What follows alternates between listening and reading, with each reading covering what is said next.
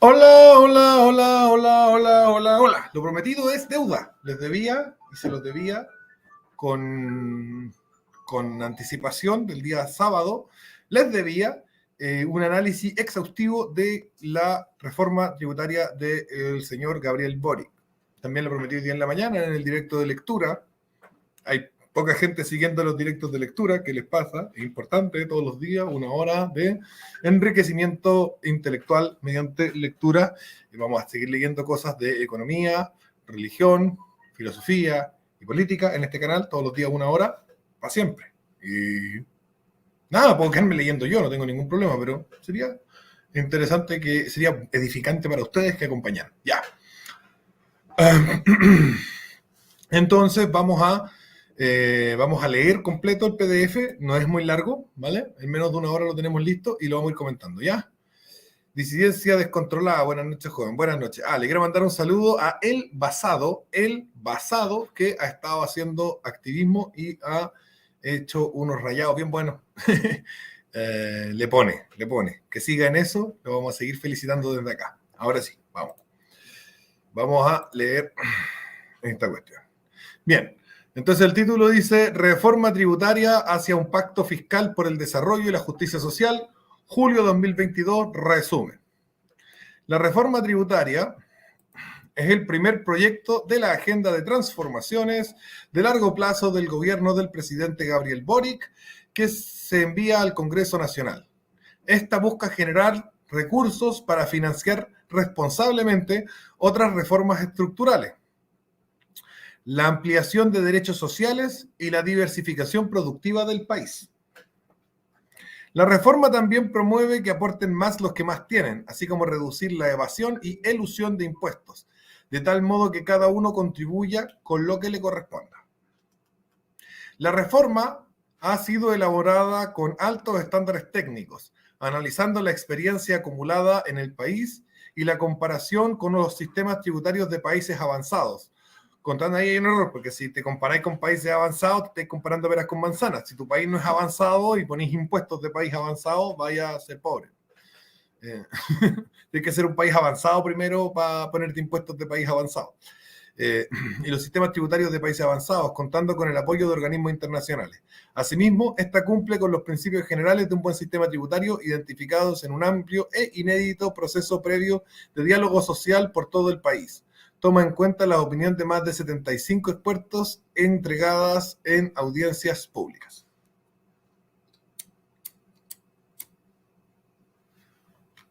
La reforma tributaria incluye, letra A, una reestructuración del impuesto a la renta, creando un sistema moderno semidual que estimula la inversión de las empresas e incentiva directamente acciones destinadas a aumentar su productividad. La combinación del nuevo régimen de tributación de ingresos del capital, el aumento de las tasas de impuesto global complementario que gravan los ingresos más altos del trabajo y la creación de un impuesto a la riqueza aumentarán la progresividad del sistema, elevando el aporte de las personas de mayores recursos, mientras que el 97% restante de los contribuyentes no pagarán más impuestos, no directamente, por cierto. Letra B, un conjunto de medidas orientadas a reducir las exenciones tributarias, eliminar resquicios que facilitan la elusión, fortalecer la capacidad para combatir la evasión de impuestos y facilitar el cumplimiento tributario de los buenos contribuyentes. Letra C, un nuevo royalty minero que elevará la renta captada por todos los chilenos producto de la explotación de los recursos no renovables, sin por ello desalentar las inversiones y desarrollo de este sector. Eso lo dicen ellos. La recaudación de este impuesto se orientará a apoyar la diversificación productiva del país y a financiar a los gobiernos regionales para sus inversiones en infraestructura social y desarrollo productivo. Letra D. Impuestos correctivos orientados a promover la preservación del medio ambiente, reducir emisiones, el desarrollo de una vida sana y el desarrollo territorial equilibrado, incluyendo subsidios para promover conductas responsables. Desde el punto de vista de Boric, la reforma permitirá aumentar la recaudación fiscal neta en un 4,1 del Producto Interno Bruto una vez en régimen, cerrando brechas de género, por alguna razón, apoyando a sectores medios, simplificando el sistema tributario de las micro, pequeñas y medianas empresas y avanzando hacia la descentralización del país. La reforma se implementará gradualmente, facilitando la adaptación de los contribuyentes. Esta financiaría cerca de la mitad del costo del programa de gobierno, asumiendo la responsabilidad de usar bien los recursos, dicen, habrá que creerle, elevando la transparencia, rendición de cuentas y la disciplina fiscal. La reforma tributaria será, en definitiva, un aporte fundamental al desarrollo sostenible del país, a la justicia en la generación y uso de los recursos públicos. El gobierno abordará el proceso legislativo con un ánimo constructivo, convencido de que la reforma no se hará contra nadie, sino en beneficio de todas y de todos. Pero igual le vamos a sacar toda la plata al 3% más rico del país, por lo tanto, es contra nadie excepto por eso. Número 1. Estructura general de la reforma tributaria. La reforma se ha elaborado con los más altos estándares técnicos, según ellos, analizando la experiencia acumulada en el país, la comparación con otros sistemas tributarios de países avanzados. Ya dije, eso es muy mala idea. Y con la asistencia técnica de la OCDE, Banco Mundial, FMI y el banco, el BID, no sé cuál es el BID, pero bueno, básicamente nos están recordando que nos gobiernan de afuera.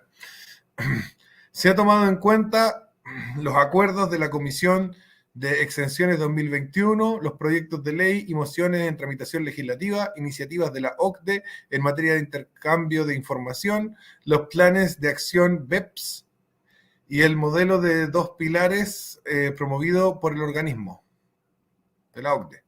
O sea, aquí en Chile votamos por Boric, no para que mande Boric, sino para que mande la OCDE. Linda la weá. Así funcionan las democracias liberales actualmente. La reforma tributaria se sustenta en 8 principios ordenadores para el sistema tributario que surgieron a partir del proceso de diálogos sociales desarrollados en encuentros ciudadanos en cada región del país y recogieron la opinión de más de 75 expertos entregadas en audiencias públicas. 1. Progresividad y equidad. Que cada persona pague impuestos que correspondan en función de su posición económica, que 2 rentas similares tengan un tratamiento tributario similar y exista equidad territorial. Esa parte que chucha significa. 2. Transparencia y eficiencia. La ciudadanía debe conocer el origen y destino de los recursos recaudados. El Estado debe hacer un buen uso de ellos. Como chucha sabemos, no hay cómo saber. Transparencia al peo. 3. Compromiso con el cumplimiento tributario. Debe existir un pago íntegro y oportuno de los impuestos dentro del marco y espíritu de las leyes tributarias. 4. Simplicidad. El sistema debe facilitar el proceso de entendimiento de las obligaciones tributarias. 5. Educación y asistencia al contribuyente. La ciudadanía debe estar informada y recibir orientación sobre el pago de impuestos. 6. Corresponsabilidad. El sistema tributario contiene obligaciones para todos los actores, lo que se traduce en la formalización de beneficios y deberes. 7. Estabilidad y certeza. Se deben evitar movimientos o interpretaciones contradictorias dentro de periodos breves. 8. Adaptabilidad. Considerar la evidencia nacional e internacional para el diseño de nuevos impuestos que ayuden a enfrentar nuevos desafíos. Los nuevos desafíos. Lo mejor para enfrentar un nuevo desafío es ningún impuesto, obviamente. Un nuevo desafío cargando con un impuesto es difícil de afrontar, ¿no es cierto? Pero si no cargas con un impuesto lo puedes afrontar. Así que frente a un nuevo desafío, mejor dejarlo sin impuestos hasta que ya el desafío esté superado y entonces ahí decimos, ya bueno, ahora que ya está superado el desafío podemos cobrar impuestos, ¿no es cierto? Como pasó con las empresas de internet y todo eso. Como no nos cobraron impuestos por el Netflix, no nos cobraron impuestos por el Uber, etcétera, hasta que el desafío estuvo superado. Y una vez superado el nuevo desafío, podemos ponerle impuestos. Porque si ponemos un impuesto antes de superar el desafío, estamos cargando tributariamente la superación del desafío.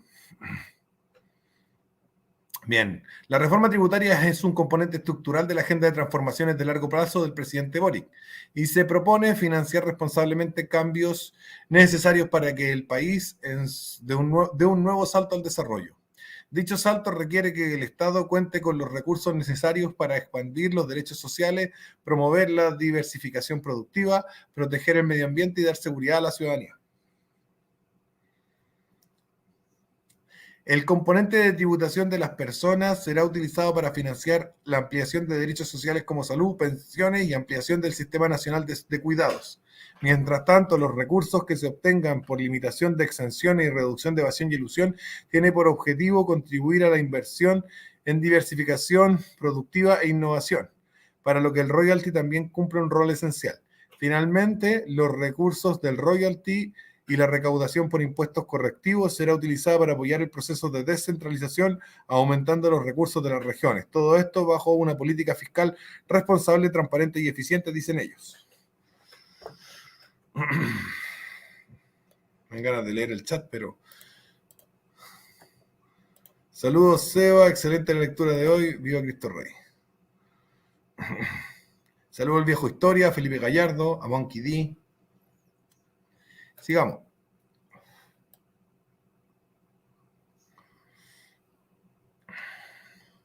La reforma persigue también avanzar en justicia tributaria, elevando el aporte del 3% de mayores ingresos, mientras el 97% restante no verá alzas de impuestos. Otros objetivos importantes son simplificar y reducir horas de cumplimiento tributario, lo que se logra al reestructurar el impuesto a la renta, avanzando hacia un sistema semidual fácil de administrar e incentivar la inversión de actividades que aumentan la progresividad de las empresas y economía en general. Figura 1. Estructura de la reforma tributaria. Aquí no se entiende nada. Tributación a las personas, tributación de las personas, renta, riqueza, derechos sociales, salud, PGU y cuidado. Programa, transparencia, eficiencia, programación, transparencia, eficiencia presupuestaria, sostenibilidad fiscal, rentas regionales, desarrollo productivo, PYME, I+D, reducción de exenciones, elusión, fiscalización, royalty minero, desarrollo regional, impuestos correctivos, medio ambiente. Ya, ese es como el flujo, el diagrama de flujo que hicieron acá. Número 2. Reestructuración del impuesto de renta, un sistema dual o semidual. 1. Régimen general. Los ingresos del trabajo mantendrán su estructura progresiva con tasas crecientes a medida que aumenta el ingreso. Más del 97% de los contribuyentes mantendrán su carga tributaria, incluyendo el 75% de personas que se encuentran en el tramo exento del impuesto a la renta. Para avanzar en justicia tributaria, aumentarán las tasas marginales de las personas que obtienen ingresos mensuales de más de 4 millones de pesos. Además, la tasa marginal máxima se establece en 43%, ubicándose en el promedio de países de la OCDE. La estructura de nuevos tramos y tasas del impuesto global, complementario e impuesto único de segunda categoría, comparada con la estructura actual, es la siguiente. Tabla 1. Tramo y tasas, impuesto global complementario e impuesto único de segunda categoría. Entonces, aquí vemos los tramos. Entonces, el tramo en unidades tributarias, ¿qué es la UTA? Espérame un poco, voy a buscarlo acá. En la Universidad de Tarapacá, no.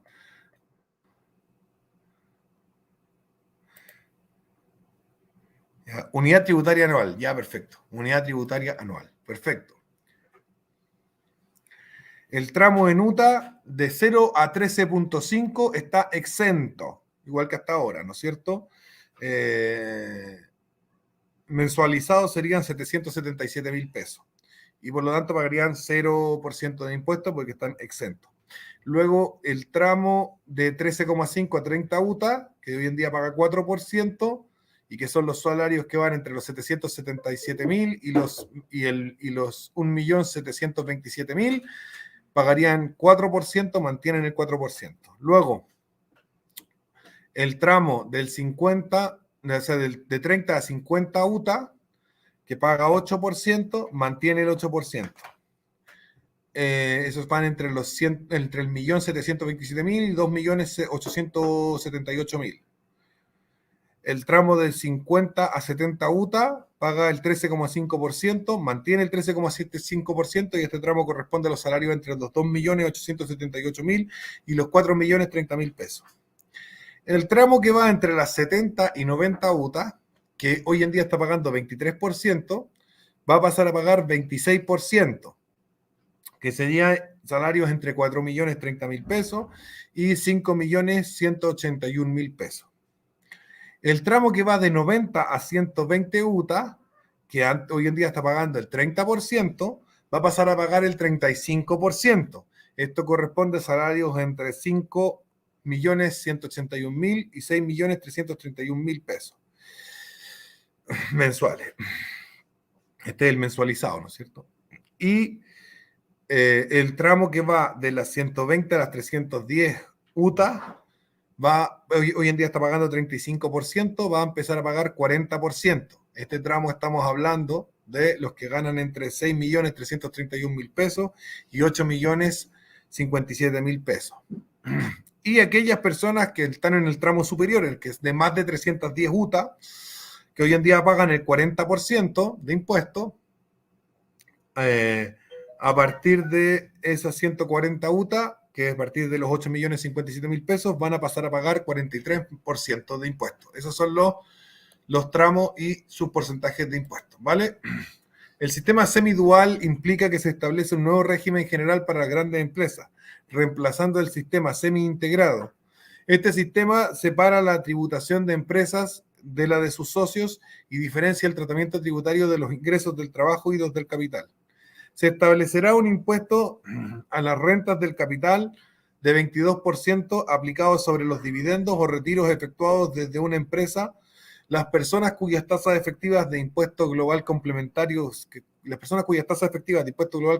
sean menores al 22% podrán reliquidar el impuesto en las rentas del capital, considerándolas en este caso una renta gravada con el impuesto global complementario, ajustando su carga tributaria según la totalidad de sus ingresos. Con este diseño, la tributación total de los dividendos, considerando el impuesto de primera categoría, que es el impuesto a las empresas, e impuesto de rentas del capital, no será superior al 43%, ubicándose en la mediana de la OCDE, siendo igual a la tasa marginal máxima de los impuestos personales. Respecto de las ganancias del capital en instrumentos bursátiles, acciones y otros, hoy se encuentra una tasa preferente del 10%, se homologa su tratamiento al de los dividendos, quedando sujetos a una tasa del 22% con posibilidad de reliquidar el impuesto global complementario. Estamos hablando de las ganancias del capital en instrumentos bursátiles, o sea, de los flujos de caja de las acciones, ¿ya? Que hoy en día pagaban 10%, ahora se más que duplica el impuesto por recibir el flujo de caja de las acciones de 10 a 22%. Eso está cabrón. Entonces, ¿de qué vale, no es cierto, comprar acciones?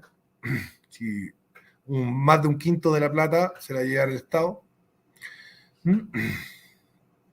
Van a estar todos comprando acciones para ser pasadas de corto plazo. Ninguna persona va a hacer inversiones de largo plazo pensando en sus flujos de caja, porque están muy grabados los flujos de caja, mientras que las pasadas pasan directamente por impuesto de renta, si es que pasan por impuesto de renta. Bueno, con posibilidad de reliquidar el impuesto global complementario. Asimismo, todos los ingresos generados por arriendos de inmuebles serán gravados con impuestos, eliminando la exención otorgada a los DFL2 en este respecto. O sea, todos los impuestos, las rentas del capital, 22% impuestos a las rentas del capital, todos los arriendos, incluidos los que estén en el DFL2, van a pagar el 22% de las rentas del capital. La reforma tributaria incentiva directamente la inversión en acciones que incrementan la productividad de las empresas y la economía. No es cierto. No la incentiva directamente, la desincentiva. El impuesto de primera categoría se reduce de 27 a 25%. Asimismo, se establece una tasa de desarrollo de 2% de las utilidades. Esta tasa podrá pagarse en forma de impuesto o ser destinada a gastos que aumenten la productividad de las empresas y de la economía, como gastos en I+D, gastos en manufactura, servicios de alta tecnología producidos por proveedores locales, entre otros.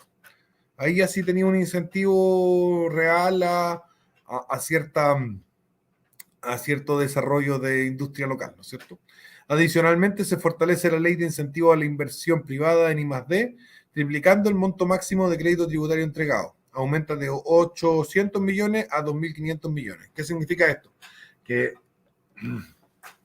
las empresas, cuando invierten en investigación y desarrollo, I+D se llama eso, en Chile, si invertían 800 millones en I+D, eso se les descontaba de sus impuestos. Y en caso de que invirtieran más, solamente les descontaban 800 millones y el resto lo tenían que pagar. En cambio, ahora van a poder invertir 2.500 millones en I+D y se les va a descontar. Ahora, si invierten 2.600 millones, ya esos 100 millones corren por cuenta del empresario, ¿vale? Incorporando a las pymes y flexibilizando los requisitos para que todas las empresas puedan acogerse a este beneficio de manera mucho más eficiente y expedita. Mira tú, esto va a ser grito y plata para las OTEC. ¿Ah? Es grito y plata para las OTEC esto, porque ahora, primero que nada, la capacidad de, si es que incorporan efectivamente y de forma correcta a las pymes y flexibilizan los requisitos para que todas las empresas puedan acogerse a este beneficio, y además triplican el monto máximo de crédito tributario por I+D, eso significa que las OTEC, que son las que se llevan principalmente esta platita, van a estar saltando en una patita. Y la OTEC no paga ni un impuesto, así que no sé cómo va a recaudar más si está dándole permiso para que la plata se vaya para las OTEC en mayor cuantía.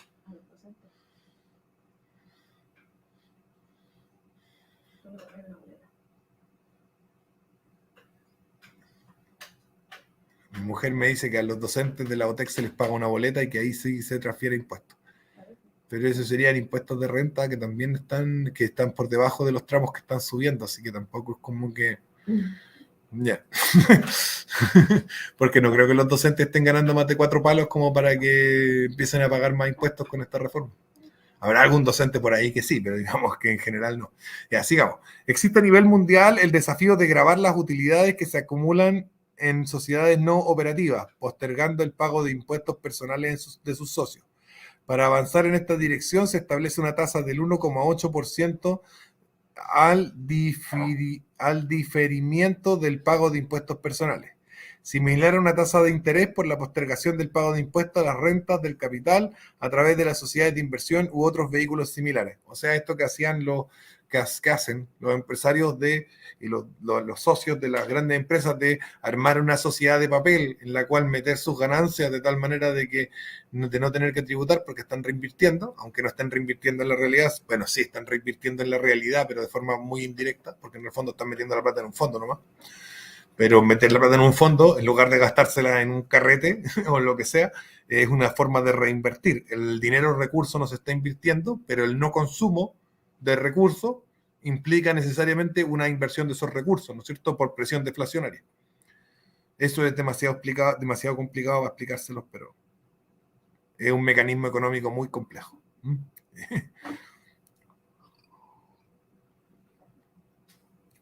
el fondo, estos buenos van a castigar eso.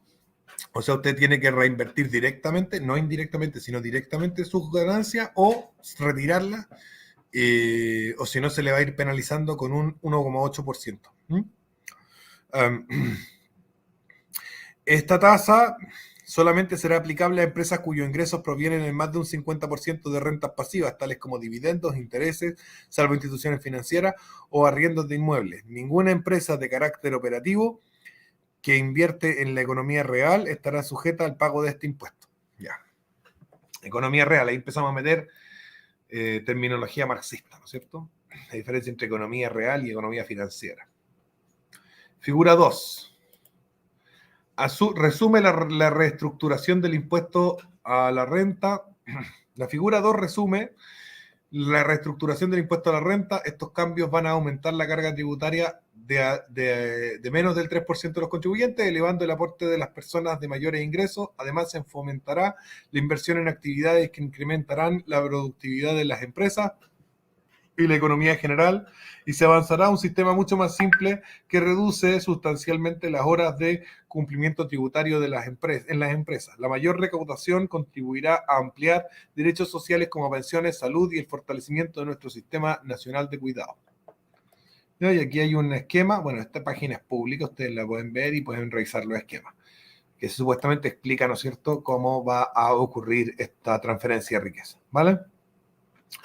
Número 2.2, pymes, simplicidad y posibilidad de desarrollarse. La reforma tributaria mantiene los regímenes preferenciales a los que pueden acceder las pymes, fomentando su desarrollo en la economía. O sea, no vamos a cambiar nada porque ya se está fomentando. Se mantiene un régimen completamente integrado. ¿Qué significa un régimen completamente integrado? Que los impuestos que yo pago como empresa, cuando me toca pagar impuestos como persona, puedo descontar lo que pagué como empresa de lo que pago como persona. Eso se llama un régimen integrado, ¿vale? Eso es la integración del sistema, ¿ya? Lo que le llaman el global complementario. Con tasa de 25% que puede usarse como crédito contra el impuesto global complementario de los socios. Asimismo, permanece el régimen PYME transparente que permite a los contribuyentes quedar eximidos del impuesto de primera categoría, tributando directamente en el impuesto global complementario. O sea, que los socios pueden pagar directamente el impuesto a la renta y olvidarse del impuesto a las empresas. Estamos hablando de las pymes. A los beneficios actuales se incorporan los incentivos tributarios que fomentarán la formalización y el emprendimiento y el crecimiento de las pymes. Vamos a ver esos incentivos.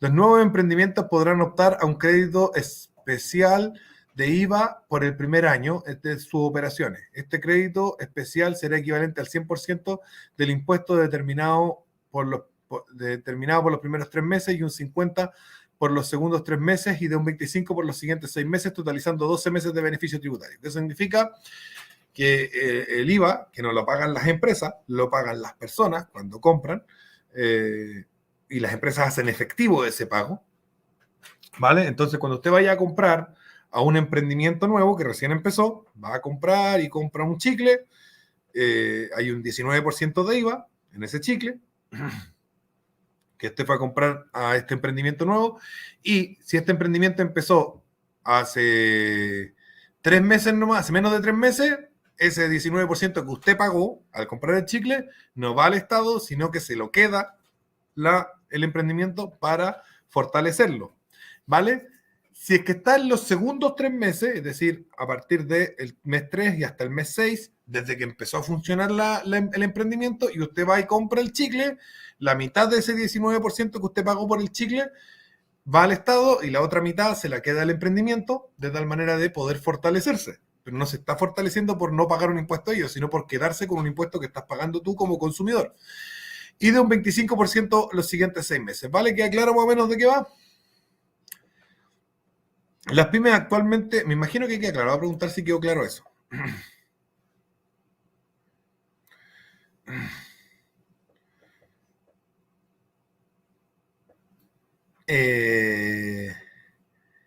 Quiero preguntar si se quedó claro lo que acabo de explicar. ¿Quedó claro lo que acabo de explicar de este beneficio que quieren hacerle a los emprendimientos? Por favor, infórmeme si quedó claro o si faltó algo que explicar. Ángela dice, pero es un crédito. Ángela, te invito a informarte de qué significa crédito en el mundo tributario, que no significa lo mismo que en otros lados. Lo del arriendo me dejó cachudo, vale. Los arriendos en este momento, hoy en día, Miguel Ángel Quitral Bernales, hoy en día, si tú tenías una casa de menos de 140 metros cuadrados de superficie y la tienes arrendada, no pagas ningún impuesto. Recibes tu arriendo y para ti. Pero, si tienes una de más de 140 metros cuadrados, tienes que pagar el 22% de las rentas del capital. ¿Ya? Ahora, ¿qué es lo que va a ocurrir? Ahora, cualquier arriendo de casa, sea el que sea, va a pagar el 22% de arriendo de impuesto a las rentas del capital, porque el arriendo de una casa es una renta del capital. No sé si quedó ahora claro, me imagino que lo dejé bastante claro. El otro dice que sí, que quedó claro eso. A ver, ya.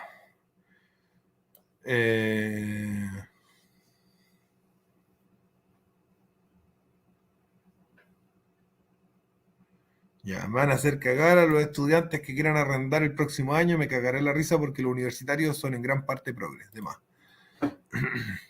Igual es mucho 22%. Wow, qué mal. Bueno, así es.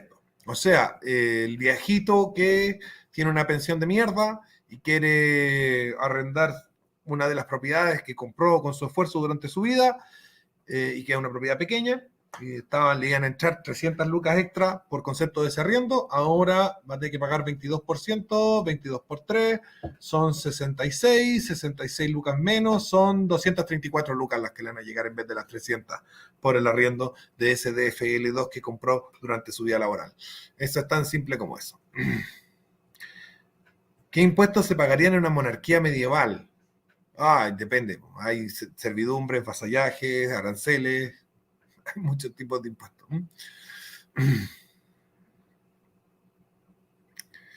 Mejor, dice Alonso 14, mejor invierte en machete y un torno para hacer hechiza. Bueno, sí, pues la delincuencia hoy en día en este país es el mejor negocio que usted puede hacer. Si usted quiere hacer un emprendimiento, agarre unas pistolas, compre unos pasamontañas y vaya pasando la colecta por las farmacias y las bombas de vecina del país. Créame que ahí sí que va a ganar plata y no va a tener que pagar impuestos ni nada.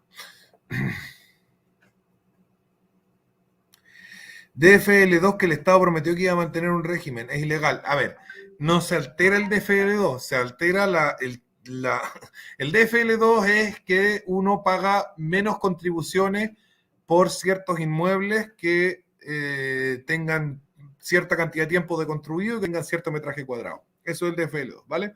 Llegando incluso a pagar cero contribuciones a los que se llaman DFL2 efectivos. Pero hay varios tramos dentro del DFL2 y hay departamentos o propiedades que entran dentro del DFL2, pero que igual pagan una contribución muy disminuida.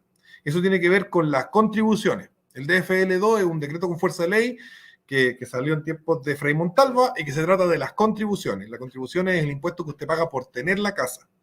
Luego, en los impuestos a las rentas del capital existe una exención tributaria, o sea, un impuesto que no se paga, cuando uno arrienda hasta dos por persona, hasta dos departamentos que se encuentren dentro del régimen de FL2. Por lo tanto, esto no deroga el régimen de FL2.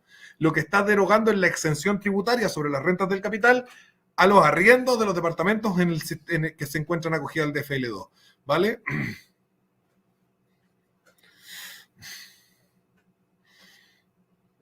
Seba, ¿las cuentas de ahorro en UEF pueden perder? No. Las cuentas de... Ahora, te recomendaría que hagáis depósito a plazo en UEF. Ya. Continuemos, que hay mucho que ver acá, ¿vale?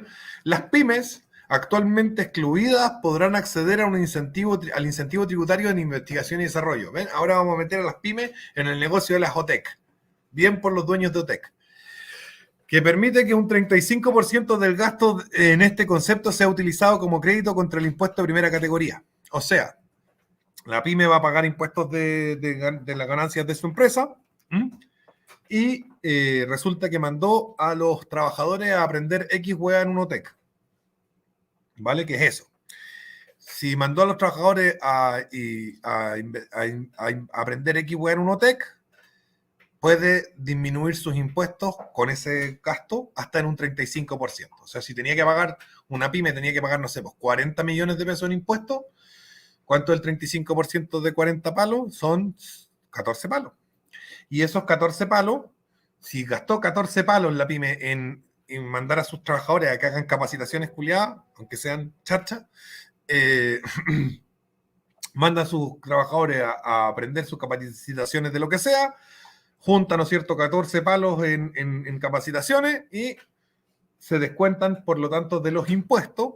Entonces, en vez de pagar 40 palos de impuestos, va a pagar 26 palos de impuestos porque los otros 14 los gastó en I+D, ¿vale? Porque en Chile I+D es básicamente OTEC, ¿ya? No es I+D de verdad, es OTEC. Y no veo una intención aquí en esta reforma tributaria de cambiar eso y de que haya I+D de verdad. ¿Ya? El crédito será reembolsable funcionando como un subsidio directo. ¿Mm? Se fomentará la inversión en capital de riesgo. Esta es una buena medida. Mediante la exención de impuesto de primera categoría a aquellos fondos de pensión privados con o sin participación Corfo cuya política de inversión sea el capital de riesgo, permitiendo a las pymes acceder a financiamiento que permita su crecimiento y mayor rentabilidad. Esto es muy importante porque si esta parte se aprueba y dejamos de, no sé, quemar cosas y hacer constituciones y esas tonteras, y aprobamos esta parte del proyecto y dejamos de tener mentalidad comunista y el país deja de ser un país de zombies enfermos de la cabeza, son cosas que están muy lejos de ocurrir, y se aprobara esta parte, entonces eso significaría la posibilidad de crear realmente capitales de riesgo en Chile, que no hay, y lo que significaría que las personas que están inventando cosas totalmente revolucionarias y nuevas que podrían tener un gran éxito o un rotundo fracaso, van a tener mayor accesibilidad a capitales, ¿no es cierto?, para poder llevarlas a cabo. Una de las grandes diferencias que hay entre los países más industrializados y los menos industrializados es la capacidad que tiene su sociedad, su estructura tributaria y sus grandes capitales de invertir en riesgo, ¿vale? Invertir en cosas que pueden salir muy mal o muy bien y jugárselo, ¿no es cierto? Casino. No estoy hablando de que los casinos sean capital de riesgo, de hecho no, los casinos son ganancia segura. Estoy diciendo que es como un casino, porque tú decís, ya, estoy desarrollando una aplicación que... estamos desarrollando una aplicación que mide el contenido de azúcar en los alimentos. Tú como que pones un plato en un restaurante y pones la aplicación y la aplicación ¡pam! Automáticamente hace como un espectrómetro de masa y te dice cuántos carbohidratos tiene. Ya.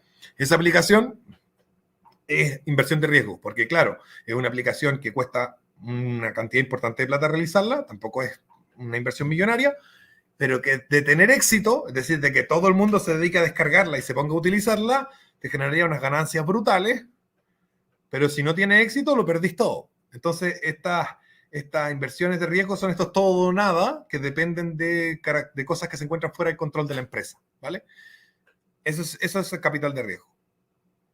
Y los países que tienen mejores innovación y todo lo demás, es porque tienen mucho capital de riesgo y de 100 empresas que se van a la mierda porque su producto en realidad no tiene éxito, una tiene éxito y se forran.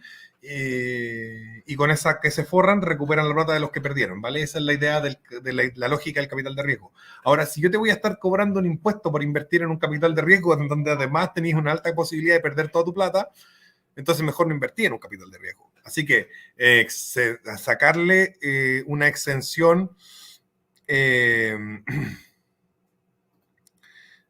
ponerle una exención de riesgo a los impuestos, o sea, ponerle una exención de impuestos a los capitales de riesgo es una buena medida. ¿Ya? Respecto a las deudas tributarias, las pymes accederán a una tasa de interés rebajada del 1%, la normal es de 1,5%, y adicionalmente cuando realicen convenios de pago hasta por 12 meses, las cuotas de dicho convenio no serán sujetos de interés. ¿Ya? Wow, hartos beneficios tributarios para una reforma tributaria que pretende recaudar más. Nuevos beneficios para la clase media. La reforma tributaria contempla nuevos beneficios para la clase media al reconocer algunos gastos imprescindibles que deben realizar las familias. 1. Se crea una exención que permite deducir de la base imponible, o sea, de la renta que estáis declarando, del impuesto global complementario, los gastos de arriendo que se incurran con un tope de 450.000 pesos al mes. Así, una persona con un ingreso imponible de 1.200.000 destina 450.000 a pagar un arriendo, el pago de impuestos personales se calculará solamente sobre los 750.000 pesos, por lo que quedará exento de impuesto de renta. Queda debajo del primer tramo y por lo tanto no paga. Ahora, aquí hay un qué. ¿Se acuerdan que iban a ponerle impuesto a todos los arriendos? Ya, la persona que paga el arriendo, cuando declara que paga el arriendo, está declarando a quién le paga el arriendo. Y así el Estado se entera de quiénes están arrendando y así puede cobrar ese 22% que estábamos hablando. Entonces, hoy en día el Estado prácticamente no cobra el 22% de los arriendos, de los ingresos, de las rentas del capital por concepto de arriendos de bienes inmuebles, porque nadie declara los arriendos de bienes inmuebles. Nadie dice, me están entrando tantas lucas por los arriendos. Nadie lo declara en su cuestión del impuesto interno. El impuesto interno no tiene herramientas para investigarlo. Pero ahora, como le están diciendo a los hueones que ganan poca plata, acuse al weón que es dueño de la casa donde usted vive, o sea, la viejita que juntó plata toda su vida para comprar una casa para poder tener una mejor pensión, acúsela. Entonces ahora sí va a tener que pagar el 22% de impuesto de renta sobre el capital, porque el Servicio de Impuesto Interno sí se va a enterar de que está recibiendo esa plata, porque va a tener en sus manos una copia del contrato de arrendamiento, con la cual el tipo este que ganaba un palo dos, logró pasar de pagar 40 lucas de impuestos que estaba pagando a cero. Y a cambio de eso, de que pasó de pagar 40 lucas que estaba pagando a pagar cero, como le van a meter 22% al arriendo, que es de 450 lucas,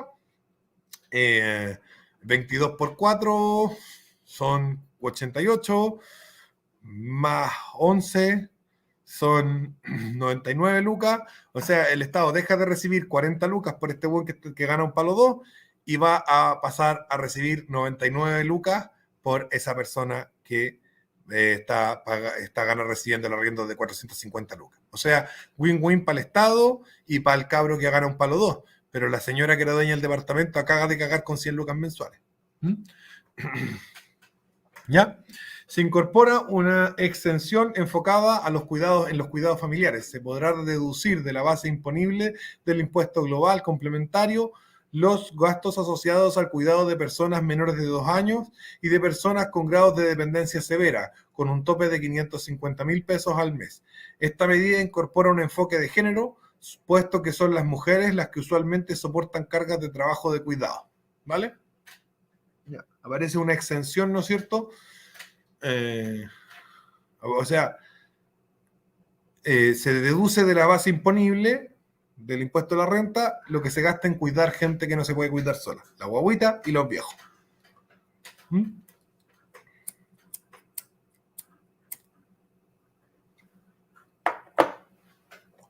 2.4. Impuesto a la riqueza. Para el diseño del impuesto a la riqueza se consideran 3 elementos esenciales para una buena implementación: que se aplique un número muy reducido de contribuyentes, evitando afectar los sectores medios, facilitando la labor de fiscalización del Servicio de Impuesto Interno; que no existan exenciones de bienes para evitar la erosión de la base imponible, y que existan reglas claras y simples para la valoración del patrimonio, facilitando su determinación. O sea, los buenos van a decir que tus weas valen lo que ellos digan que valen. A partir de estos elementos se propone un impuesto a la riqueza al cual quedan sujetas las personas naturales con domicilio o residencia en Chile por su patrimonio, tanto en Chile como en el extranjero, o sea, lo que tengan. ¿Ah? ¿Escuchaste, linda? Por su patrimonio tanto en Chile como en el extranjero. O sea que no te sirve nada vender tus cosas de Chile y ponerlas en Estados Unidos, porque igual si te agarran con más de 5 palos verdes te van a meter un buen impuesto del 1%. ¿Ya? A ver. A partir de estos elementos, se propone un impuesto a la riqueza al cual quedan sujetas las personas naturales con domicilio tanto en Chile como en extranjero, que exceda de 5 millones de dólares. El diseño considera el siguiente esquema de tramos y tasas marginales. Entonces,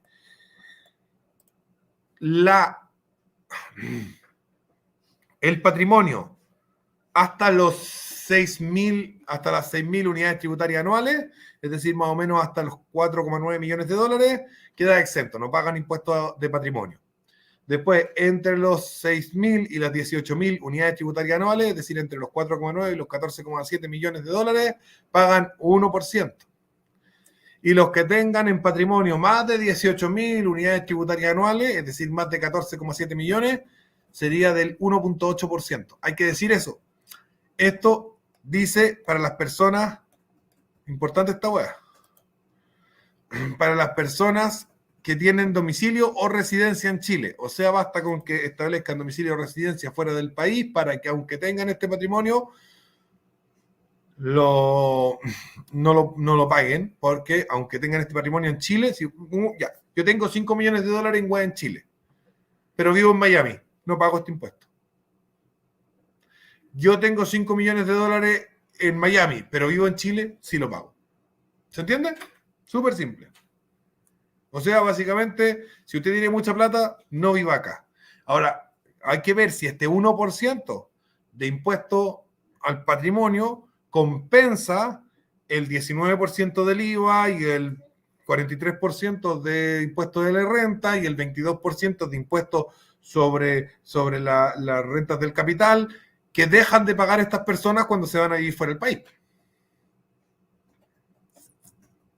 Claro, porque un guan que tiene 5 millones de dólares en patrimonio te gasta mensualmente 6 o 7 millones de pesos en consumo, y esos 6 o 7 millones de pesos que está gastando en consumo tienen un impuesto del 19%, con lo cual mensualmente está pagando 1 millón y algo en consumo. Y además está pagando el impuesto por su renta, que es del 43%, porque se encuentra en la renta más alta, sobre los 8 millones. Y además está pagando un impuesto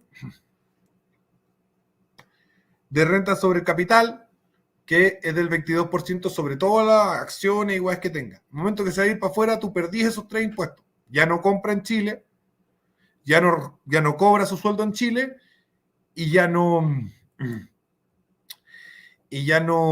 recibe sus rentas del capital en Chile. Por lo tanto, dejáis de pagar esos 3 impuestos.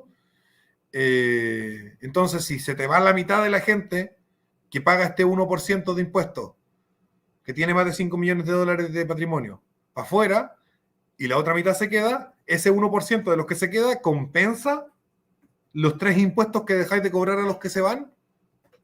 Hicieron ese cálculo, aquí al menos no está. Es un cálculo importante. ¿Cuánta gente se iría? Y si este impuesto en el fondo termina recaudando plata o perdiendo plata en función de si se van o se quedan cuántos, ¿vale? O cuántos aguanta que se vayan para seguir siendo un impuesto rentable de ser cobrado. No se ha hecho ese análisis. Y luego, si tienen más de 18.000 unidades tributarias anuales, es decir, que su patrimonio exceda los 14.7 millones de dólares, tendrán que pagar 1,8% de impuesto. Eso tampoco se ha visto. O sea, esos son muy pocas personas. Un par de miles de hueones, ¿vale? En Chile, los que tienen más de 14.7 millones de dólares en patrimonio. Son 1.500, 2.000 hueones. ¿Cuántos de esos se van a ir? ¿Cuánto perdís por ganar? ¿Perdís más de lo que ganáis? ¿Dónde está el análisis de rentabilidad de estos dos impuestos? El del 1 y el del 1,8%. No está. No está al menos en este borrador que nos manda el Ministerio de Hacienda para que estudiemos su reforma. Entonces, es irresponsable. Porque tú tenés que hacer, si tu intención es recaudar plata para hacer cosas, tenés que tirar al menos unas proyecciones, ¿no es cierto? Al ser tasas marginales, el patrimonio por los primeros 5 millones de dólares quedará exento. Por ejemplo, si una persona posee un patrimonio de 6 millones de dólares, deberá pagar un impuesto a la riqueza del 1% solo por 1 millón de dólares. Claro, son marginales las tasas. Equivale a 10.000 dólares. Además, o lo que se llama crédito tributario negativo, o tasas marginales, ¿ya? Además, otros impuestos patrimoniales, como el impuesto territorial sobre la tasa de impuesto territorial, o la tasa de diferimiento de impuestos personales, podrá utilizarse como crédito contra este impuesto. O sea, las contribuciones se usan como crédito contra este impuesto. Si yo tengo 5 millones de dólares en propiedades y estoy pagando el 0,2% de las contribuciones de esas propiedades, entonces voy a disminuir esa plata de ese 1%. Y ese 1% se va a ver restado por ese 0,2% de mis contribuciones. Con este diseño serán solo 6.300 personas las que se encontrarán grabadas con este impuesto. Ahora, vamos a ver cuántas quedan después de que se apruebe. Quienes deberán presentar una declaración anual de la composición de su patrimonio en base a las reglas de valoración definidas en la ley que permitan al contribuyente determinar de forma simple y clara la valoración de su patrimonio. Más allá de preguntar a ellos cuántas plata tienen, lo pueden decir siempre que tienen poca. Igual son declaraciones juradas, probablemente solemnes, igual, así que te pueden meter preso si no decir la verdad, pero también es como que, ¿qué es la verdad en una valoración de unos activos financieros? ¿Cachai? Porque los profesores de valoración de activos financieros siempre han dicho lo mismo. O sea, la ciencia se trata de equivocarse lo menos posible, pero no se puede tener la razón. La ciencia financiera al menos.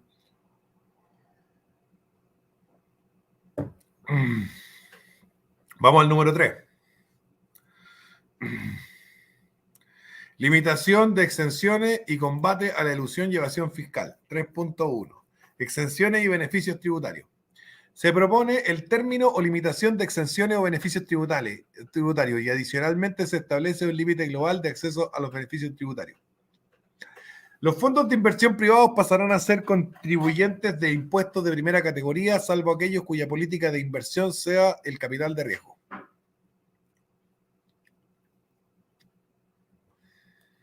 Eso significa todos los fondos mutuos, la plata de la AFP va a empezar a pagar impuestos, ¿vale? O sea, cuando a usted le sacan su plata, lo obligan a invertir en la AFP y después el gobierno va a ir y va a decir, ganaron plata las AFP. Eso era para los pensionados. No, mentira, eso es para mí, ¿no?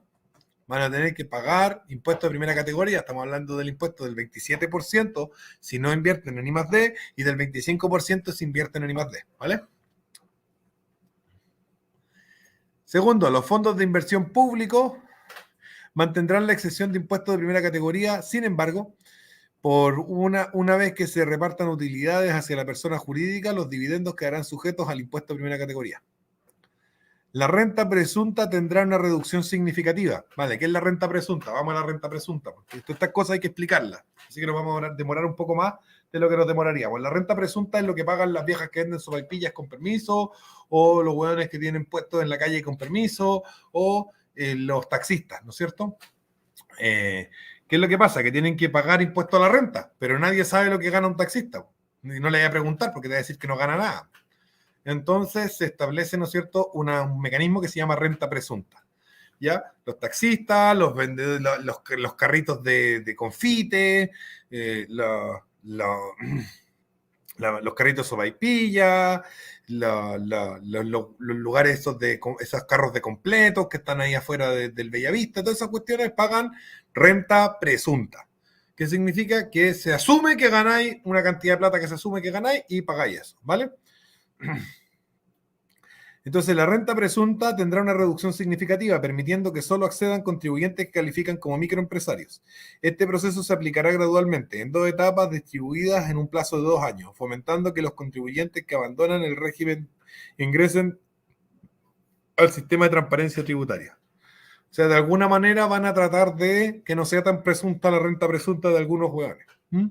Se mantiene la deducción de las pérdidas de arrastre sin límite de tiempo hacia ejercicios futuros. Sin embargo, dicha utilización tendrá como límite el 50% de la renta líquida imponible determinada en cada ejecución, en cada ejercicio. Vale. Entonces, un año tú perdiste plata.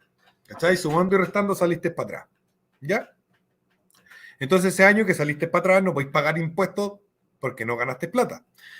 Y normalmente, históricamente en Chile y en casi todo el mundo, si tú perdiste plata el año 2019, por las protestas o lo que sea, perdiste plata, el año 2020, toda esa plata que perdiste se descuenta de los impuestos que pagáis el 2020. Y si te cubre todos los impuestos del 2020 y todavía te queda, el 2021, ese saldito que te quedó también lo podéis descontar, ¿cachai? Entonces, en la medida que tú vais perdiendo plata, vais dejando de pagar impuestos también hacia el futuro. Ahora, eso siempre se había hecho en un 100%. ¿Qué significa eso? Que si yo perdía 10 millones en el 2019 en pérdida, el 2020 tenía que pagar, por ejemplo, 5 millones de impuestos, no pagaba nada porque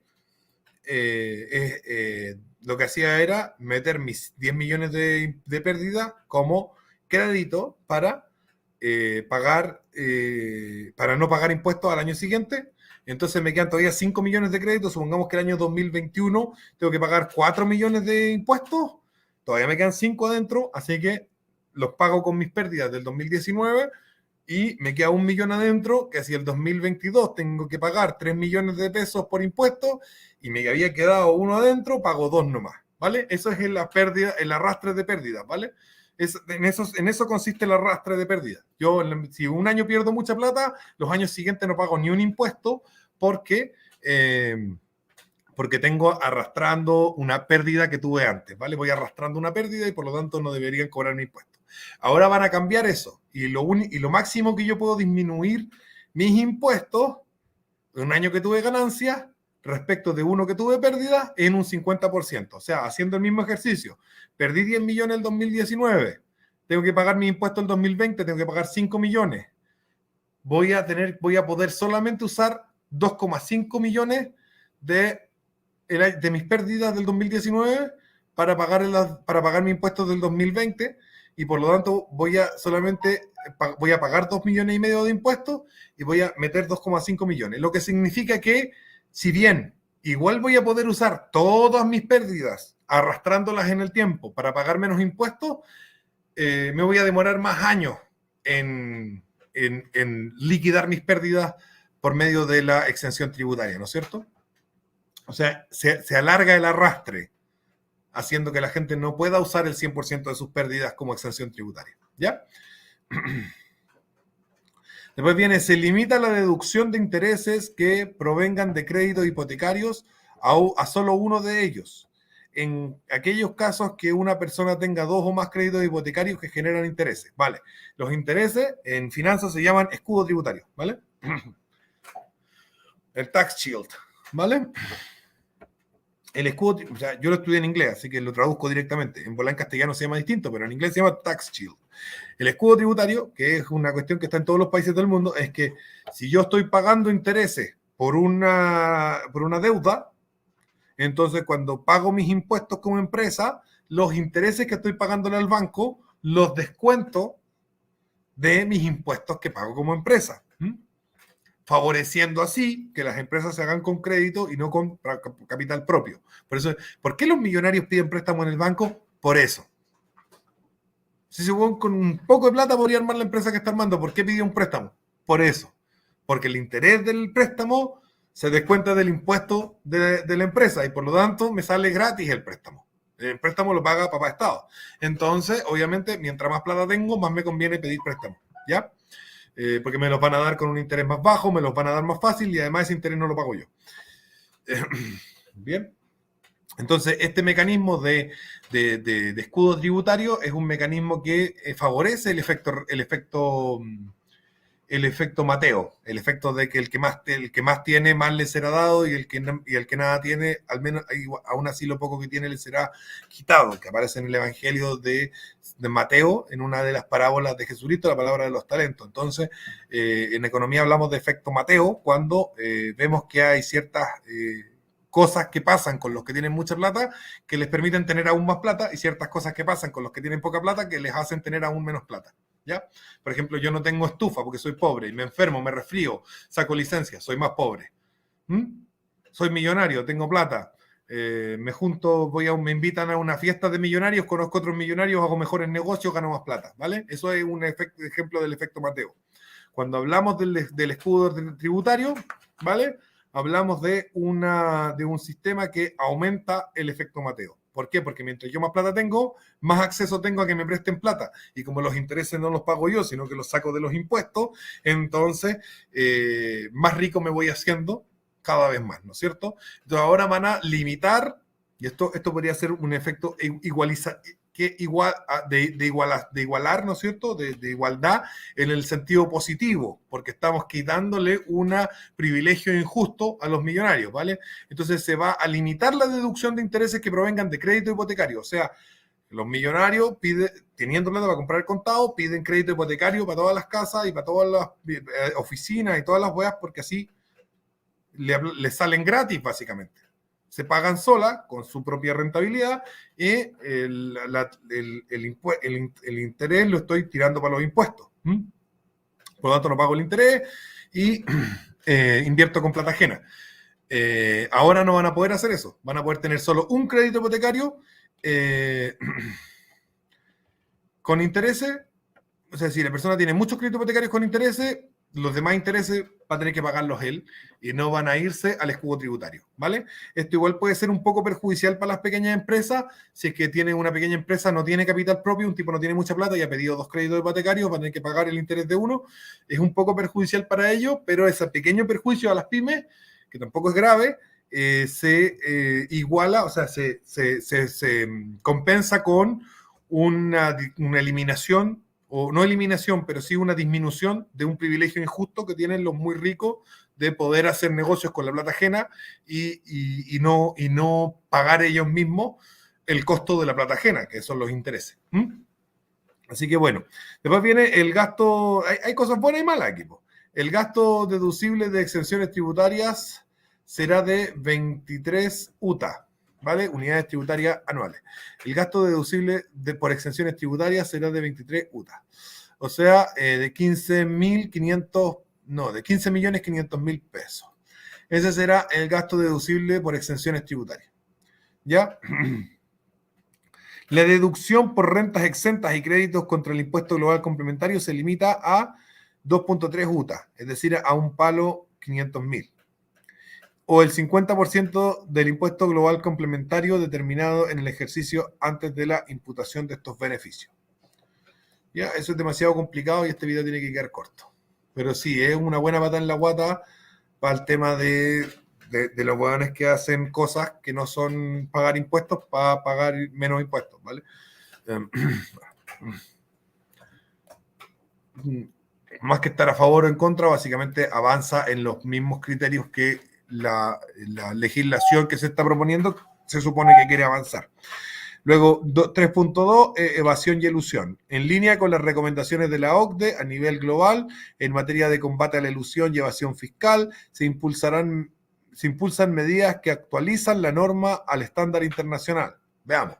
Se crea un registro de beneficiarios finales que permitirá conocer las personas naturales o contribuyentes de impuestos finales que reciban en última instancia las utilidades que genera cada empresa. Esta es una herramienta de fiscalización fundamental para que el Servicio de Impuestos Internos cuente con información completa de las estructuras societarias de las personas de altos ingresos. O sea, el tema de que hacen muchas sociedades y de repente no se sabe bien quién está llevándose las monedas al final del día, van a generar un registro de beneficiarios finales y entonces van a tener una investigación continua y bastante exhaustiva para saber quién recibe qué lucas. La norma general antielusiva pasa a tener calificación administrativa, como ocurre en la totalidad de jurisdicciones que tienen este tipo de normativa. Se actualiza la norma de precios de transferencia regulando de mejor forma los acuerdos anticipados y el procedimiento de aplicación de ajustes. Se modifica la norma de control de rentas pasivas cerrando espacios a la ilusión también. A la ilusión y a la ilusión. Se modifica la norma sobre exceso de endeudamiento en línea con recomendaciones internacionales. Se modifica la norma sobre regímenes preferenciales en línea con las actuales recomendaciones desde el Foro Global sobre transparencia e intercambio de información para fines fiscales. Se crea la figura del denunciante anónimo tributario, estableciendo una figura disuasiva que ha mostrado su eficiencia en otros delitos económicos. ¿Vale? O sea, alguien va a poder ir y sapear. Este bueno está pagando los impuestos, y va a pasar piola. Anónimo, denunciante anónimo tributario.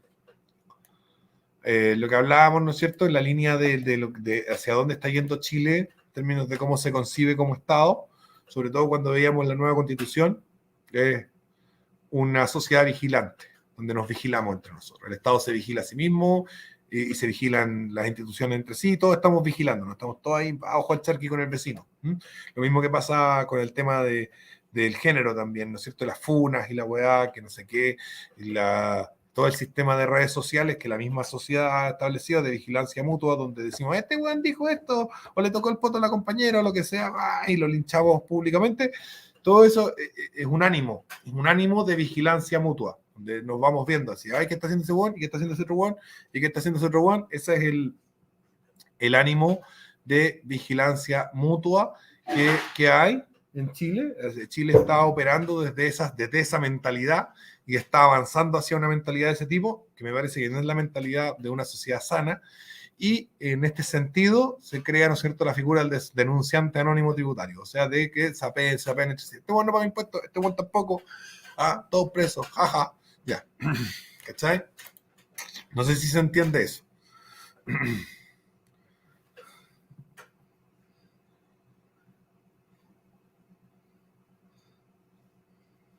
Igual que en Cuba, exacto.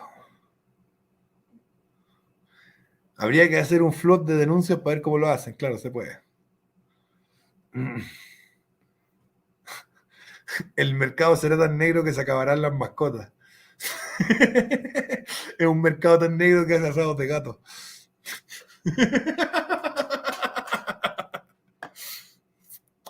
Sigamos entonces, porque nos falta poco. Vamos al royalty Y creo que con el royalty más o menos terminamos. La reforma en perspectiva y ya. El royalty, impuestos correctivos, reforma en perspectiva y terminamos. Ya, un nuevo royalty a la gran minería. Se establece un nuevo royalty a la gran minería que va a permitir una distribución más equilibrada de las rentas de recursos no renovables. Cuidando que se mantengan los incentivos a invertir y desarrollar el sector, manteniendo a Chile como un líder minero a nivel mundial. El royalty aumenta la tributación de la gran minería del cobre, definida como aquellos explotadores de cobre con producción superior a 50.000 toneladas métricas de cobre fino al año. El royalty será de carácter híbrido y se combinará un componente sobre las ventas que oscilará entre tasas efectivas de 1 y 2% para los productores entre 50.000 y 200.000 toneladas métricas de cobre fino, entre 1 y 4% para aquellos con más de 200.000 toneladas métricas de cobre fino, y un componente sobre la renta minera con tasas de entre 2 y 32% sobre la rentabilidad operacional. Para precios del cobre entre 2 y 5 dólares la libra, las tasas serán crecientes a medida que aumenta el precio del cobre, por lo que el impuesto crecerá en la medida que aumentan las rentas económicas del sector. O sea, subió el cobre, soy dueño de una mina, estoy sacando cobre, subió el cobre, no, es para el gobierno la diferencia. Como se ve en la figura 3, la recaudación proyectada crece en la medida que aumenta el precio del cobre, ubicándose en un punto medio entre lo que recaudaría con la redacción aprobada por la Cámara de Diputadas y Diputados. Ya están diciendo Cámara de Diputadas y Diputados. Esa es la Cámara de Diputados en Chile hoy en día. Cuando aprueben la nueva Constitución, si es que la aprueban, va a ser Congreso de Diputadas y Diputados. No le cambiemos el nombre de antemano. Y el informe de la Comisión de Minería del Senado. Figura 3, ¿no es cierto? Y aquí muestra, ¿no es cierto?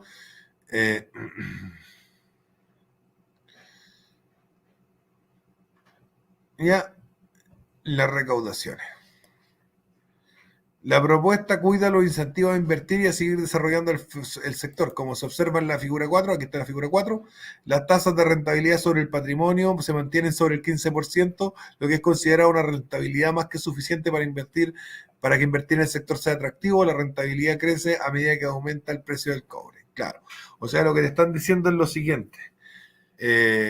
La utilidad sigue estando por encima del coste de capital. ¿Vale? Como la rentabilidad la utilidad sigue estando por encima del coste de capital en términos porcentuales, entonces igual te sigue conviniendo, bueno, invertir en la wea, aunque te saquemos un poco más. ¿Ya? Entonces,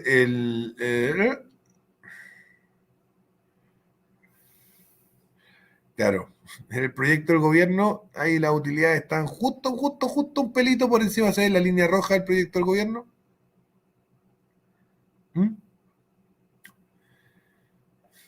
Justo un pelito por encima, ya. De esta manera se logra una mejor distribución de la renta económica que se genera en el sector, entendiendo a esta por aquella rentabilidad por sobre la utilidad que compensa el costo de oportunidad del capital. ¿Ven? Estamos hablando de por encima del costo de capital. Me adelanté, aquí estaba. El Estado captura alrededor de 2/3 de la renta económica y los privados siguen manteniendo 1/3 de esta. La recaudación de este impuesto va a orientarse a apoyar la diversificación productiva del país y a financiar a los gobiernos regionales para su inversión en infraestructura social y desarrollo productivo. Ya.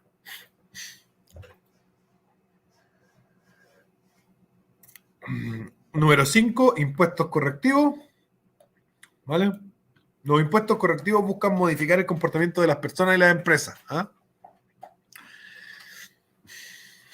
Los liberales, los tolerantes, que quieren que usted haga lo que quiera, pero le vamos a poner impuestos correctivos para que si hace algo que no nos gusta nos tenga que pagar. Esto es como el DIMI. ¿Conocen el DIMI? El DIMI, DHIMI, es el impuesto que pagan los no musulmanes en las sociedades musulmanas, ¿vale? Cuando una persona cristiana o judía o de cualquier otra religión vive en una sociedad musulmana, debe pagar el DIMI. Es un impuesto correctivo. Está hecho para que pagarlo te duela mucho y así queráis dejar de ser cristiano, judío o lo que sea y pasé a ser musulmán, ¿no es cierto? Queráis convertir al Islam porque chucha. No, el impuesto te pega fuerte, ¿vale? Entonces, este es un impuesto islámico, por decirlo así. Todos los impuestos que son correctivos, el impuesto al tabaco, por ejemplo, en Chile, que es para que no fumí, es un impuesto islámico, de diseño islámico. inventado por el mismo Mahoma, ¿ya? Los impuestos correctivos buscan modificar el comportamiento de personas e empresas, ¿ven?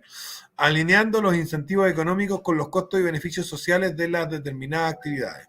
Sus ámbitos incluyen la preservación del medio ambiente, la reducción de las emisiones, el desarrollo de una vida sana y un desarrollo territorial equilibrado, incluyendo impuestos positivos y negativos para promover conductas responsables. ¿Qué significa impuesto negativo? Significa subsidio. Es particularmente importante que estos instrumentos se implementen de manera gradual y aparejado de una transición justa que permita que personas y empresas puedan adaptarse a los cambios. Estos instrumentos se encuentran en fase de diseño y se tramitarán en un proyecto de ley separado durante el cuarto trimestre. Ven que cuando el Marcelo decía, aquí yo veo que está problemático, yo le decía, pero si eso no está, y aquí estamos viendo que donde dice que está, dice que no está. Porque primero dice que está y luego dice, no, pero esto va a ser de otro proyecto de ley. Como la nueva constitución, dice, está pero no está. Vamos a hacer una ley para eso. Número 6, la reforma en perspectiva. La reforma permitirá aumentar la recaudación fiscal en un 4,1% del PIB en régimen. No sabemos. No sabemos porque no sabemos, por ejemplo, el impuesto a la riqueza, sabíamos cuántos se van a ir, etc. La gente se adapta a estas cosas para sacar la mejor ganancia posible. Y se implementará de manera gradual, facilitando la adaptación de los contribuyentes. El detalle de recaudación por año y categoría de impuestos que se encuentra en la figura 5.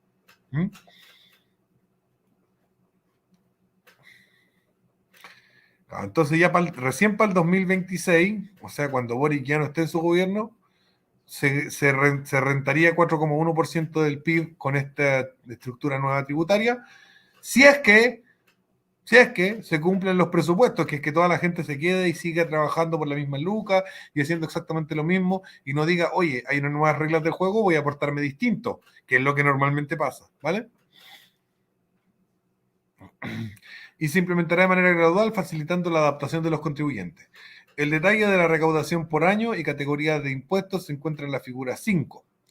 La reforma tributaria financiará cerca de la mitad del costo del programa de gobierno, asumiendo la responsabilidad de usar bien los recursos, elevando la transparencia, rendición de cuentas y disciplina fiscal.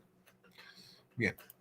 Como se ve en las figuras 6 y 7, el foco que hemos puesto en la tributación de las personas tendrá como resultado reducir las brechas que tenemos con países de la OCDE respecto de nuestra estructura tributaria, aunque no eliminarlas totalmente. Respecto de los impuestos personales, la renta, la recaudación crecería 2% del PIB, de 2% del PIB a 3,4% del PIB, un aumento importante, aunque todavía estaremos lejos de la media de la OCDE. Entonces aquí vemos cuánto recaudan los de la OCDE en impuestos personales a la renta, o sea, el impuesto de segunda categoría. Chile y promedio OCDE, entonces Chile sin la reforma recauda 2% de impuesto del total de lo que se recauda, 2% del PIB, dice relación con los impuestos a la renta y pasaría a ser 3,4%, y el promedio en la OCDE es de 8,4%. Hay que aplicar acá una cosa. Espérate, a ver qué cosa.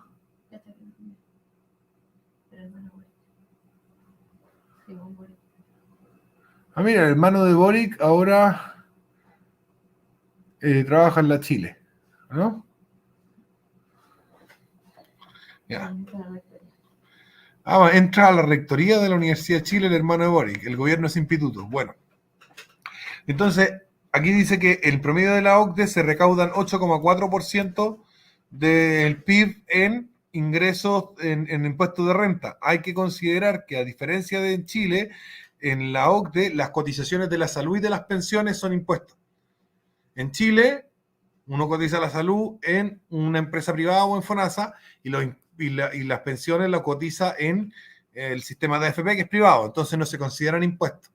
En cambio, en la OCDE, en casi todos los países, no en todos, pero en muchos países de la OCDE, el impuesto, o sea, lo que uno cotiza para salud y para pensiones y para cesantía y todo eso, sí son impuestos. Y por lo tanto, ese promedio de 8,4 puntos del PIB está distorsionado por ese detalle, ¿vale? súper importante considerar, si pudiéramos considerar esa distorsión y ver cuánto le estamos metiendo al PIB, o sea, cuánto del PIB estamos imponiendo en salud y pensiones los chilenos, yo creo que no nos alejaríamos mucho del 8,4%, incluso tal vez podríamos llegar a superarlo, ¿vale? Ya, avancemos entonces. Luego en la figura 7 dice impuesto a la propiedad, Chile promedio de la OCDE, 1.0 Chile sin reforma, 1.5 Chile con reforma y el promedio de la OCDE es 1.8 en impuestos a la propiedad. ¿Vale? Entonces en Chile hoy en día pagamos 1% del PIB en impuestos a la propiedad, que son básicamente las contribuciones. Ahora vamos a tener, ¿no es cierto?, que pagar el tema del impuesto de los súper ricos, los que tengan más de 5 millones de dólares de patrimonio, y van a pagar entonces eso va a recaudar 1,5 puntos del PIB supuestamente va a recaudar eso porque no sabemos si se van a querer quedar en esas condiciones.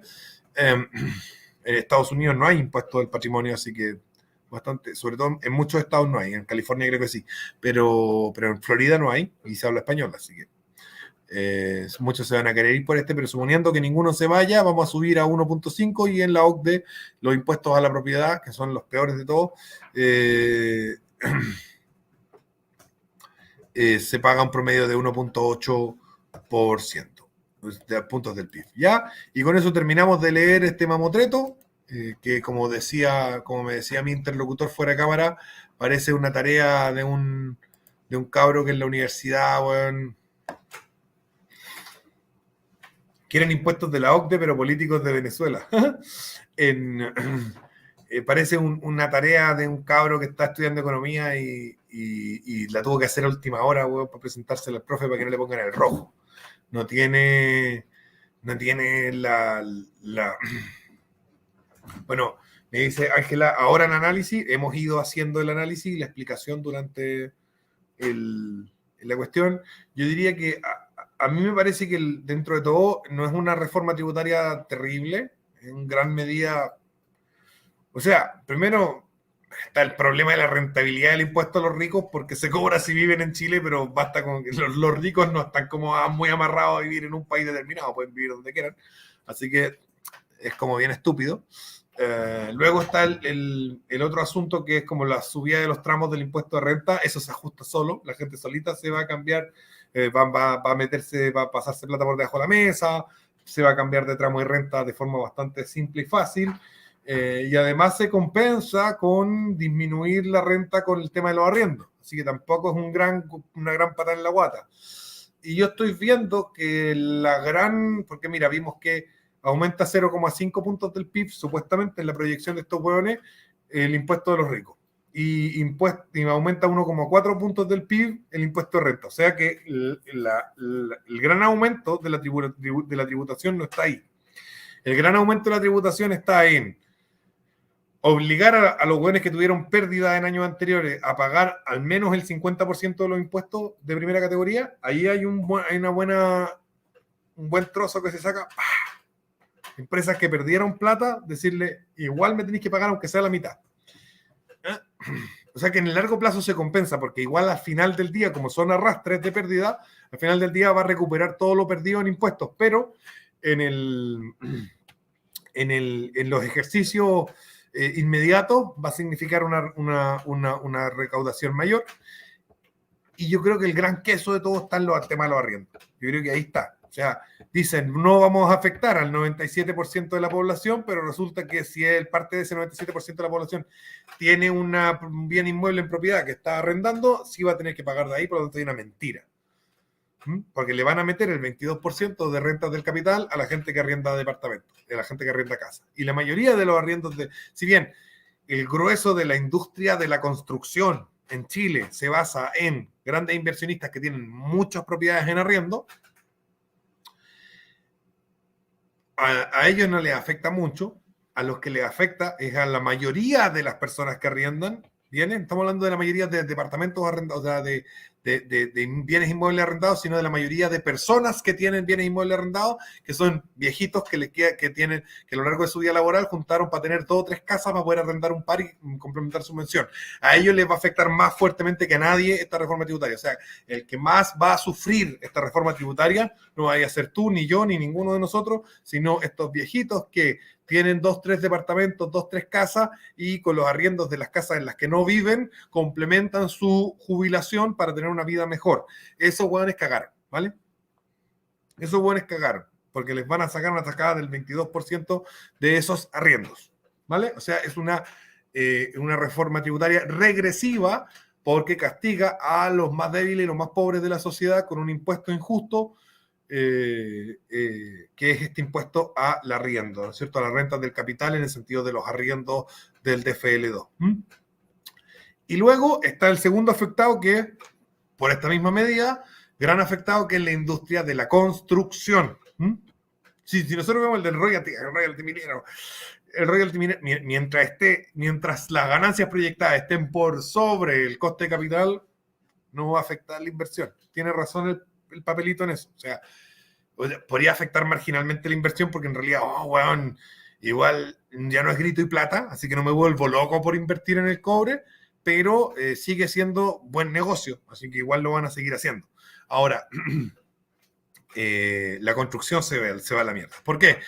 Porque claro, si ahora es 22% menos rentable arrendar bienes inmuebles, entonces es 22% menos rentable comprar bienes inmuebles para arrendarlos y por lo tanto es 22% menos rentable construir para que te compren los bienes inmuebles. Así que la gran industria afectada sería la industria de la construcción, con toda la cesantía que eso trae, y los principales afectados en términos patrimoniales serían esos trabajadores de la construcción que perderían su trabajo y estos viejitos que arriendan departamentos para complementar su pensión.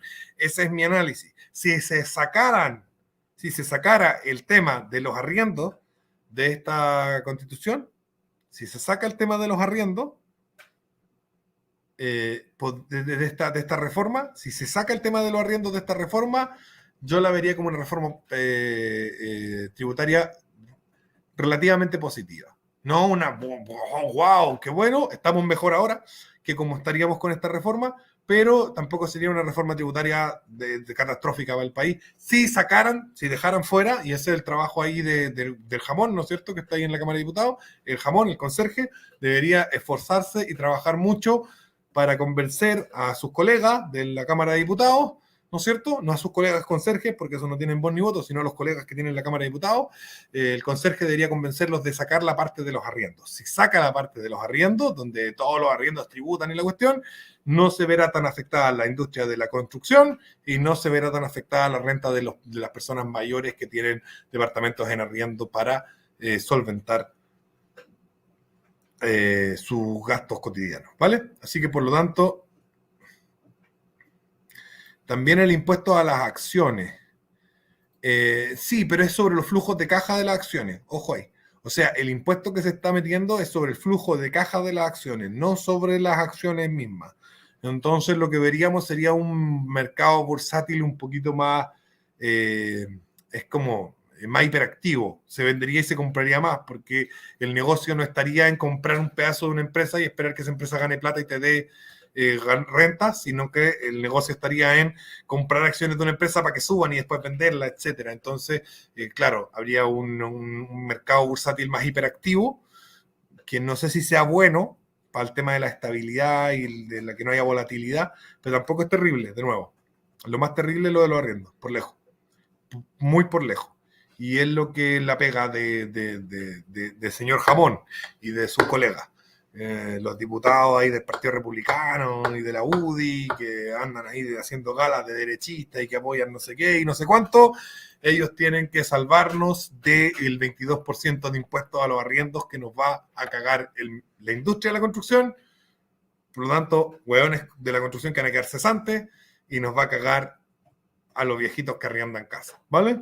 Ese es el punto grave, todo lo demás no es grave. Si pueden sacar el 1% impuesto a los súper ricos y el 1.8% y eso, bien también, porque es un impuesto estúpido.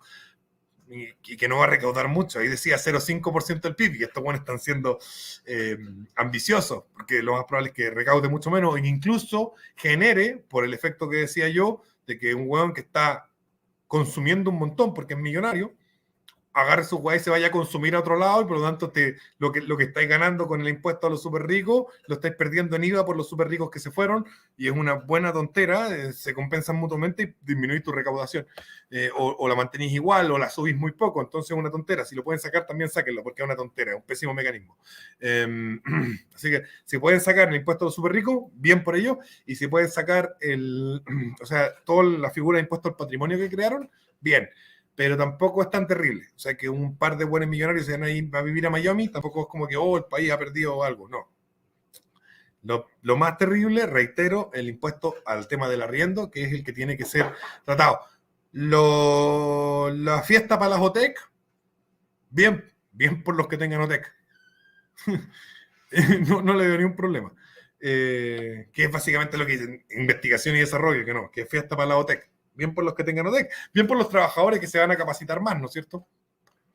Que si de repente quieren aprender primero auxilio, o no sé, cualquier hueá, hasta barman, o licencia de conducir a 3, a 1, etcétera. Todas esas cosas son OTEC y se pasan por I+D en el trabajo fiscal. Por lo tanto, no le veo lo malo. Pero, y hay cosas buenas, hay cosas buenas en esta reforma, como eso que estábamos hablando. Como también el tema de la disminución del escudo tributario a un solo crédito hipotecario por persona o por empresa, lo cual obviamente va a generar una disminución de la injusticia que genera el efecto Mateo cuando no es natural, ¿no es cierto? Cuando se está dando por medio de privilegio. Así que, bueno, nada. Manden al Jamone ahí a su diputado, al diputado conserje, a moverse para sacar la parte de los arriendos, que es muy nociva, y ojalá también para sacar la estúpida parte del impuesto a los súper ricos, que también no es nociva, pero es ahueonada. ¿Ya? Y con eso lo dejamos hasta acá. ¿Cómo se hace para tener I+D de verdad? Teniendo gente inteligente primero, pues, y la gente inteligente no habría votado a prueba en el plebiscito de hace 2 años. ¿Sí? ¿Cachai? Y la inteligencia es mayormente hereditaria, así que tampoco es como que tenemos mucha salida en ese sentido. Tendríamos que traer gente inteligente a Chile y pagarle por acostarse con chilena, o no sé, una hueá así de enferma. Léeme mierda, dice el Baido. Es que no estoy leyendo el chat, pues estoy hablando.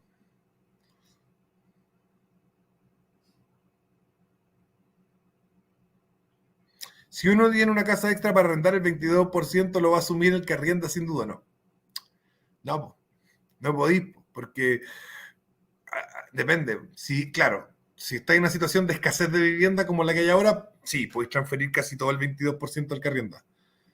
Pero si el mercado de los arriendos está un poquito más peleado, no podéis, pues, tenéis que pagarlo tú.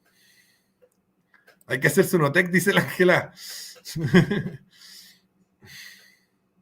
El jamón no era botones, conserje, botones, la misma weá, un weón que recibe a la gente, weón, en un edificio donde las personas después duermen. Seba, ¿cuándo vamos a escuchar la opinión de Lady Left? Lady Left, no, pues Lady Left no va a opinar aquí, ¿ya? Así que bueno, ya. Un besito, los quiero mucho. Espero que haya salido bien este directo, que esté clara la lectura que hicimos de la reforma y mi opinión. Y que les haya quedado claro lo que no estaba tan claro. Para el Ángel A, que está hablando, un crédito en términos de impuestos significa un impuesto que no pagáis, que te dan permiso, te dan crédito, creen en ti y no te pagan, y no te hacen pagar, ¿vale? Crédito, a ver, entiendan, la palabra crédito no significa préstamo, la palabra crédito significa confianza, ¿ya? Para que sepan. La palabra crédito significa confianza, creer en alguien. Le doy crédito a sus palabras, ¿ya? Eso es crédito. ¿Ya? en el lenguaje coloquial usamos crédito de forma continua como sinónimo de préstamo, pero eso no es lo que la palabra realmente significa. ¿Ya? Y en términos de impuestos, un crédito significa creemos que gastaste esa plata en I+D, aunque mandaste a todos los buenos de tu empresa a estudiar barman en un OTEC, pero, pero creemos que gastaste esa plata en I+D y por lo tanto no la tenéis que pagar después o lo que sea, ¿ya? O creemos que empezaste tu empresa hace 3 meses y por lo tanto no nos pagué el IVA. Creo, ¿vale? ¿Ya? Eso. Un besito. Chao, chao.